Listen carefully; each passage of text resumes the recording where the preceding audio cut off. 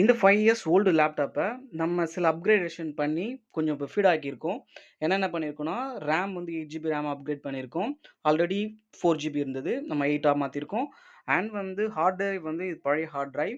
நம்ம வந்து இந்த ஹார்ட் டிரைவுக்கு சொல்யூஷனா எஸ்எஸ்டி அப்டேட் பண்ணியிருக்கோம். உங்களுக்கு தெரியும். M.2 எஸ்எஸ்டி போட்டிருக்கோம். அண்ட் இதோட பெர்ஃபார்மன்ஸ் செக் பண்ணி பார்க்கலாம் வாங்க. இப்போ லேப்டாப்பில் வந்து 240 GB SSD, 8 GB RAM, 1 TB hard disk, 8 GB RAM and வந்து Intel i5 8th gen processor and வந்து விண்டோஸ் 11 போட்டு அப்கிரேட் பண்ணியிருக்கோம்.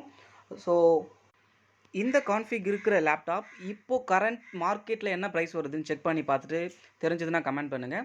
ஸோ இந்த மாதிரி நம்மக்கிட்ட இருக்கிற பழைய லேப்டாப்பை அப்கிரேட் பண்ணியும் நம்ம வந்து ஸ்பீடப் பண்ணி யூஸ் பண்ணிக்கலாம். ஒன்ஸ் அது டோட்டலாக டெட் ஆன பிறகு வேணால் நம்ம வேறு லேப்டாப் மாற்றுறதை பற்றி யோசிக்கலாம். ஸோ இந்த மாதிரி அப்கிரேட் பண்ணி உங்கள் லேப்டாப்பை நீங்கள் வந்து உங்களுடைய ஒர்க்குக்கு ஏற்ற மாதிரி யூஸ் பண்ணிக்கலாம். தேங்க்யூ.